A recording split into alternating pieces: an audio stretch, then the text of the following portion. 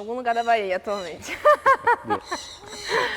Meu nome é Juliana Passos. Eu prefiro que me chame de Juli, Uto, Juba, enfim, apelidos carinhosos.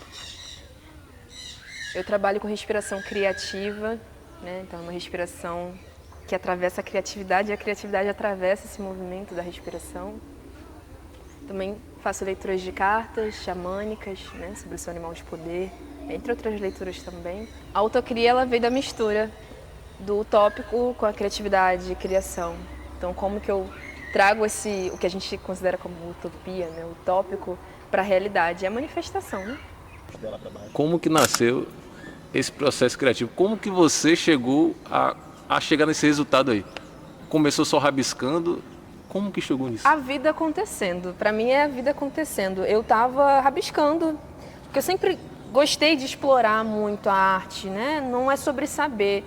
Eu sempre senti que era sobre como é que eu posso me descobrir, o que mais eu sei fazer, o que mais eu consigo criar com esse corpo, né, com essa mente, com esse avatar aqui. E aí eu estava no Capão, inclusive, com uma amiga, e rabiscando comecei a ver rostos, eu comecei a enxergar imagens, eu falei, caraca, que viagem é essa?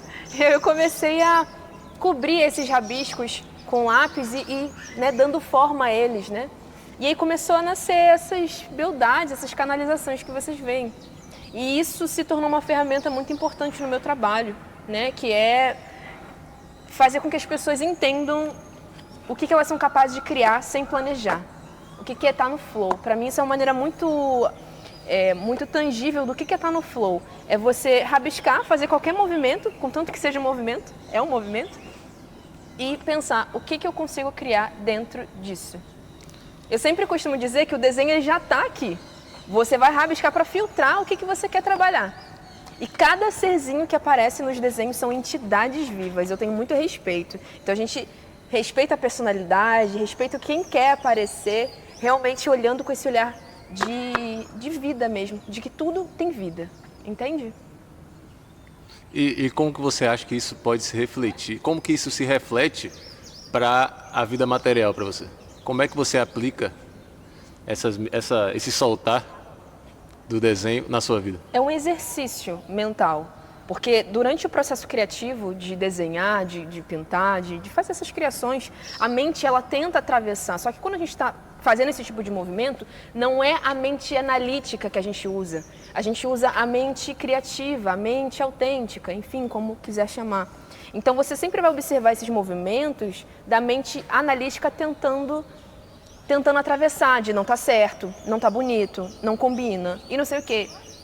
E esse trabalho que é feito é justamente para a gente começar a ter maior controle dessa mente criativa, a modo em que a mente analítica não atravessa os movimentos. Ou seja, na vida real é a mesma coisa.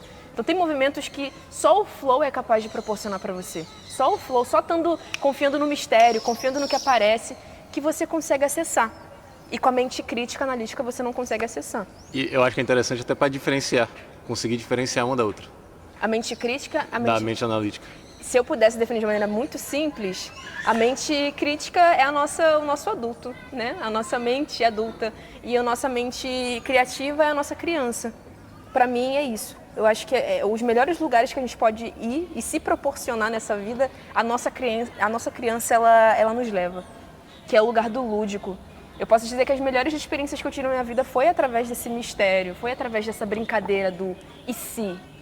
Hoje em dia as pessoas têm muito medo do e se, né? E se, ai não, mas tem que estar ali, né, mediando para que não existam e se, não existam possibilidades para além do que eu não vejo, né, do que eu vejo. E a graça é você brincar com isso, do e se eu tentar, e se isso tudo não ser sobre saber, é sobre eu brincar com as possibilidades que são apresentadas para mim, sabe? Porque eu acho que às vezes as pessoas associam o e se sempre com uma coisa negativa. Só que esquece do lado positivo do e se, né? É porque eu sinto que o ser humano ele perdeu um pouco da natureza do aventureiro, do andarilho. A nossa natureza é andarilha também, né? A gente é nômade. A nossa natureza é essa, ser nômade. Sair por aí, desapegar, sabe? Aprender a olhar para o simples com um olhar agradável, bonito também, sabe? De ser esse aventureiro mesmo, aventureiro de si, sabe? E quando você está proporcionando isso para as pessoas que estão ali junto com você na sua experiência. O que você sente? É lindo porque eu vejo as pessoas começando a aprender de caramba, olha só, não tinha visto isso. Olha. Começando voltando a se permitir brincar, sabe? E é gostoso, eu fico, né, contemplativa mesmo. Para mim a sensação é de muita satisfação mesmo. De prazer, de eu tô cumprindo meu propósito, sabe? Meu propósito é estimular a galera a brincar, a viver a vida com um pouco mais de leveza, a se permitir se lançar para o mistério. Porque tem uma frase que o Joe Dispenza ele fala no livro dele, Como Ser Sobrenatural, que diz o mistério, o desconhecido, ele nunca me decepcionou e nunca me decepciona. E eu amo essa frase, porque define tudo. Então, quando eu trago essas ferramentas, essa possibilidade de criar para as pessoas, nem elas mesmas acreditam. Chega tipo, eu não sei desenhar. Ai, não sou muito boa com isso. E eu falo, não, mas vamos tentar desse jeito aqui, ó, rabisca tudo, vamos brincar de encontrar. E a pessoa se surpreende com ela mesma. Todas as pessoas que eu esbarro na viagem, a primeira coisa que eu falo, vamos desenhar? Vamos. Não sei, vamos desenhar. E aí eu vejo a pessoa brincando com ela mesma. Já não é mais sobre eu estar ancorando. Não, é tipo, eu só tô te recordando uma coisa que já tá dentro. Então vai pro teu processo agora, sabe? Brinca. E você fala sobre o mistério desconhecido, a primeira coisa que vem na mente é sua história, uma parte que você compartilhou lá no seu Insta. Que é você estava num trabalho que você não gostava e largou tudo e tipo assim, viveu o pesadelo que todo mundo tenta fugir, que é questão de aluguel e tudo mais. E eu queria saber como que você associa esse processo com essa parte da sua vida. Esse processo criativo que você diz? Esse processo de se jogar no mistério. De se jogar no mistério. Porque tem a ver, não tem? Tem total a ver. Porque a gente está falando de um pulsar, né?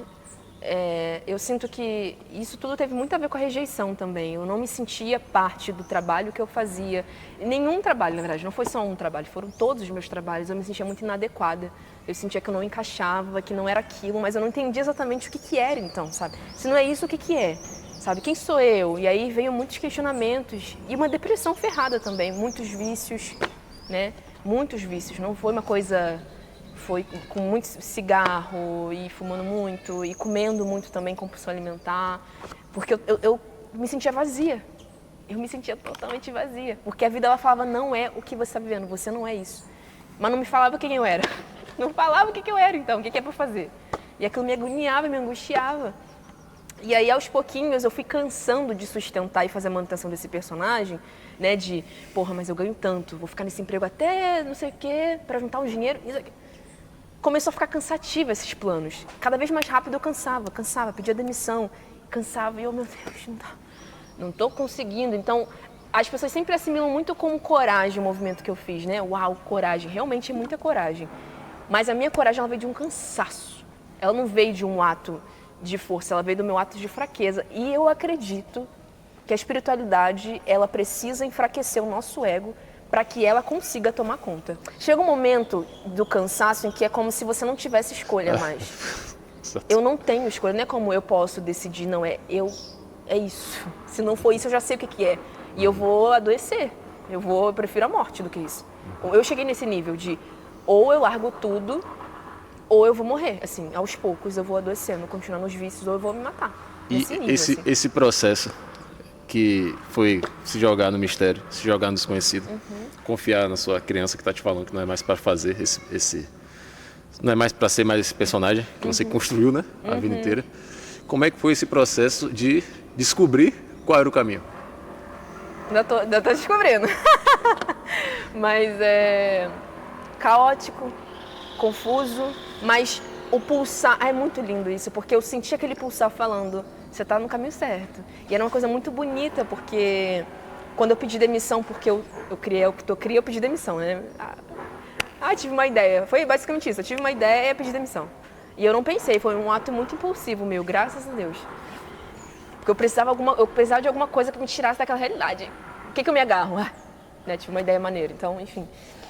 Mas foi muito caótico porque para a gente fazer essa transição do ego para canal, né, para ser a manifestação do grande espírito, enfim, a gente passa por um deserto. E nesse deserto o ego, ele sofre um pouco, ele é lastimado, assim, a gente entendeu? E pra mim foi desafiador, mas eu me agarrei no pulsar, naquilo que me falava que eu tava no caminho certo. E hoje em dia, isso me incomoda um pouco, sabe? Eu jogo tarô, né? E às vezes as pessoas chegam pra mim e falam: pô, eu tô sentindo muito um chamado pra começar tal coisa, mas eu não sei. É uma coisa que diz no meu coração, mas acho que não é isso. Deixa eu abrir nas cartas. Eu fico... Vamos abrir nas cartas, sim, mas você tem que aprender a confiar nisso aí, velho. Às vezes a pessoa só precisa de um viés de confirmação. Mas a gente tem que parar com isso, de confirmação. Confirmação do quê? Se não existe certo ou errado, se existe a descoberta, sabe? Acessar essa Dora aventureira que tem dentro, sabe? Esse espírito. Falta o tesão de explorar. Não tem pisar em falso quando você aprendeu a criar com o universo. Quando você aprendeu a brincar com o mistério. Eu sinto que a vida ela começa de verdade quando a gente perde o medo do mistério e entende que essa é a brincadeira. Esse aqui é o ápice. A graça da coisa. É a graça da coisa. E como é que você associa isso com viagem? A viagem ela é uma experiência literal, porque as pessoas falam assim pra mim: nossa, você foi pro Peru e não foi pro Machu Picchu? Não. Pô, você foi pra Chapada e não conheci? Não conheci, não fui, não deu, não tava com grana, não deu vontade, eu tava num outro processo. Porque a viagem, ela é um movimento literal para minha viagem para dentro, para o meu movimento interno. Então, às vezes eu tô num lugar, mas não tô explorando o lugar. Às vezes eu tô num processo muito dentro ali, sabe? De introspecção, de não querer sair de casa mesmo, de sutilmente fazer movimentos ali. Então, a viagem não é sobre a viagem. A viagem é sobre... É como se tirasse você do lugar comum e aí forçasse você a olhar para dentro. Perfeito. Né? Perfeito. O desconforto saudável que a viagem ela me traz, o estresse positivo de estar em movimento, de o que vai acontecer agora? Com a programação? Não tem programação. Para mim, a viagem é eu aprendendo a confiar na vida, no universo. Eu não sei o que é. Não tem estabilidade. Eu posso falar com muita tranquilidade, não tem estabilidade, sabe?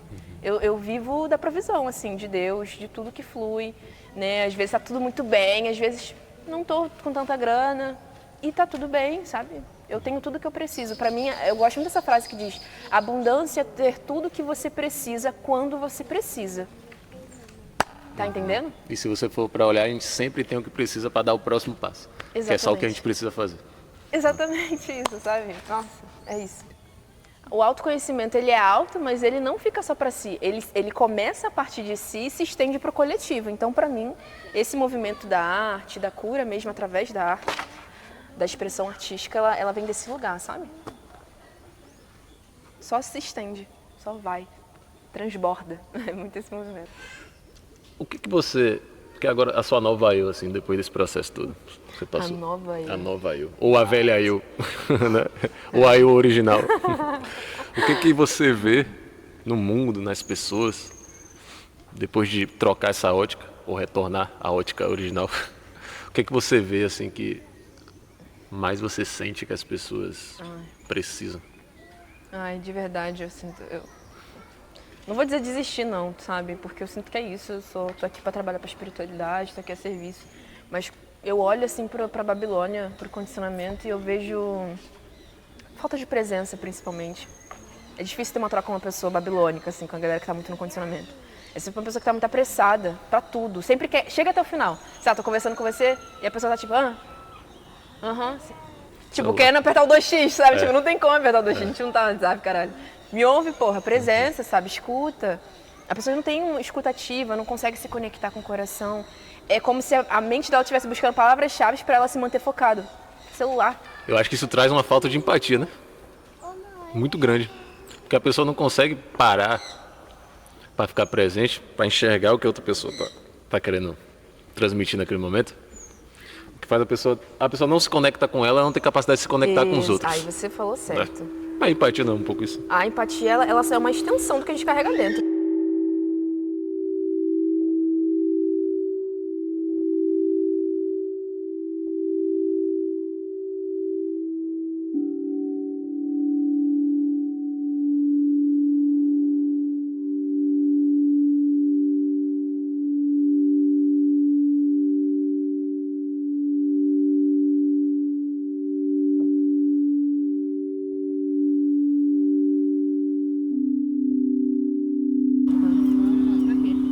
Eu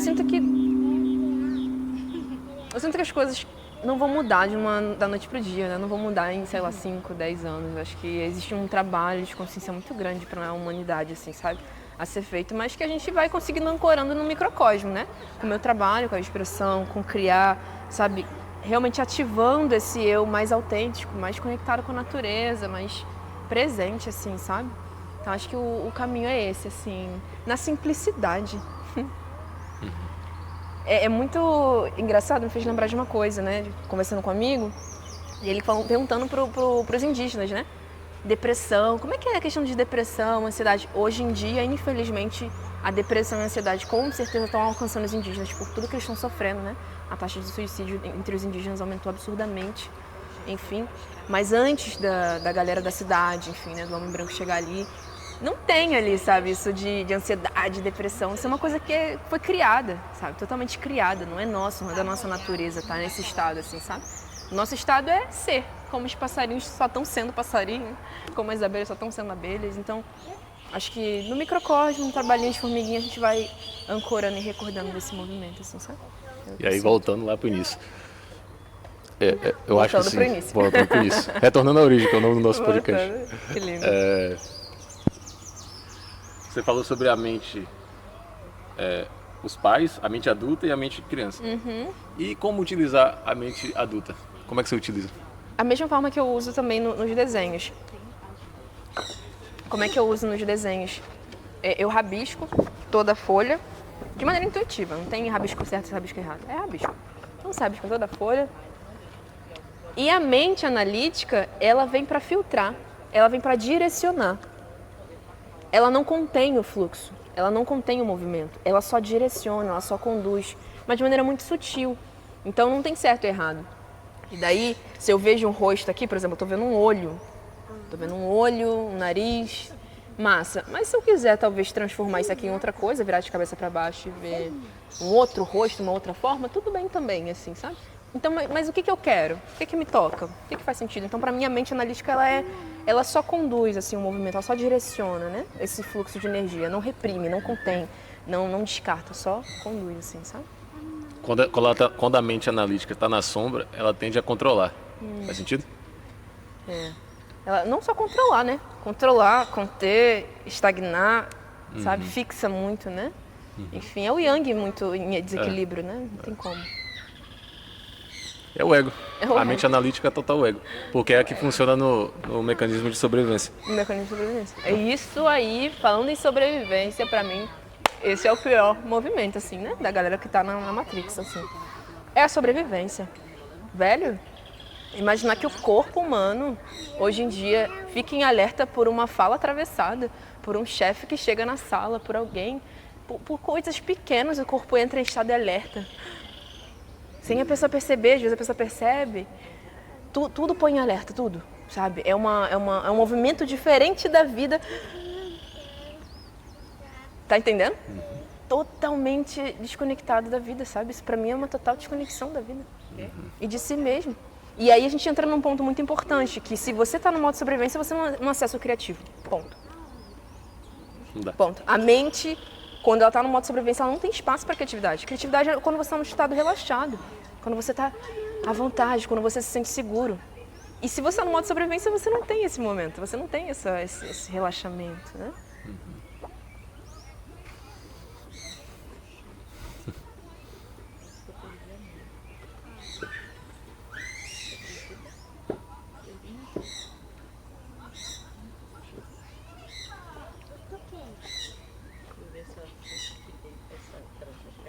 Na maior parte do tempo a gente está usando a nossa mente doente, no modo de sobrevivência, para fazer as coisas da sobrevivência, que é comer, se relacionar sexualmente, pagar contas. E a nossa energia criativa está sendo sempre direcionada para isso. Comer, transar, pagar conta. Comer, transar, pagar conta. Descansar parcialmente. E descansar, às vezes as pessoas hoje em dia confundem o descansar com se distrair, e aí já não tem mais essa diferença, enfim. Tá, entende? O adoecimento ele vai se estendendo para outras formas também. Quando a nossa energia criativa ela quer subir, ela quer elevar, ela quer, sabe? E tá presa aqui na sobrevivência, E a sobrevivência está totalmente ligado ao conhecido. Não conheço. totalmente ligado aos primórdios. Previsível. Eu acho que é o conhecido, mais conhecido que a gente tem, se a gente for pensar nos nossos antepassados lá, que precisavam dessa visão para sobreviver, entende? Mas a gente também não pode esquecer também que a criatividade coexistia aí, né? E a sobrevivência para eles ali era uma sobrevivência real. A sobrevivência hoje em dia também é real, mas é de um outro lugar, assim, é de um lugar de desconexão com a vida. Eu sinto que a sobrevivência para os nossos antepassados era de conexão com a vida, de preservação da vida. E eu sinto que a sobrevivência hoje em dia é direcionada à morte. Então você não acha que essa sobrevivência veio de lá? Dos antepassados? Não vem, com certeza a gente carrega, mas a maneira que a gente modulou a sobrevivência hoje em dia não é direcionada à preservação da vida, é direcionada à nossa própria morte. E é tudo, para tudo, como você falou aí. É uma frase, qualquer coisa você associa que você precisa sobreviver naquele momento. Sabe? E como é que a gente consegue sair disso? Eu teria resposta para o universo, será? Não, mas eu sinto que o caminho é... Para mim é isso, é meditação, é olhar para dentro, é desacelerar. Desacelerar da maneira mais objetiva possível. Fazer as coisas mais devagar, respirar mais, tirar momentos de presença. Parece, mas é tão simples, mas isso não adianta. Cara, adianta. Quando você para respirar de maneira devagar e profunda, o seu sistema nervoso está assim, eu posso me acalmar. E ele se acalma de fato, sabe? Você manda o comando para o seu sistema nervoso de que ele pode se acalmar através da sua respiração. A gente não controla o nosso sistema, né? Endócrino, não controla o nosso mundo interno, né? Físico falando, mas a gente consegue, através da respiração, enviar as informações para ele. Então é isso que eu acredito que é o movimento principal, assim, aprender a enviar as informações para o nosso mundo interno, através da respiração, sabe? E desacelerar, é importante. Desacelerar. Quando você está respirando, você envia informações mentalmente ou você simplesmente... É porque não é mental, né? É um movimento instintivo do nosso corpo. Então, é um comando, de alguma forma é mental, mas ainda assim é um movimento instintivo. Porque o respirar, ele é instintivo, né? A diferença é que a gente cria consciência sobre a respiração, a gente dá consciência a isso, né? E a gente consegue manipular também, com certeza. Então, o trabalho que eu faço com a respiração, a gente manipula a respiração, né? Não é como uma meditação guiada, por exemplo, né? A gente não faz uma respiração relaxante, é também uma respiração de manipulação. A gente trabalha com a retenção, uma respiração mais intensa. Isso tudo vai enviando informações para o nosso corpo, que nos direcionam por uma integração, né? Por uma sensibilidade maior do nosso mundo interno. Perfeito, então se inscreva aí no canal, certo? Comente aqui o que você achou e principalmente compartilhe com quem você acha que... Compartilha aí. Compartilhe com quem você acha que vai gostar, é muito proveitoso, não só para vocês, mas aqui para a gente também, estamos presentes.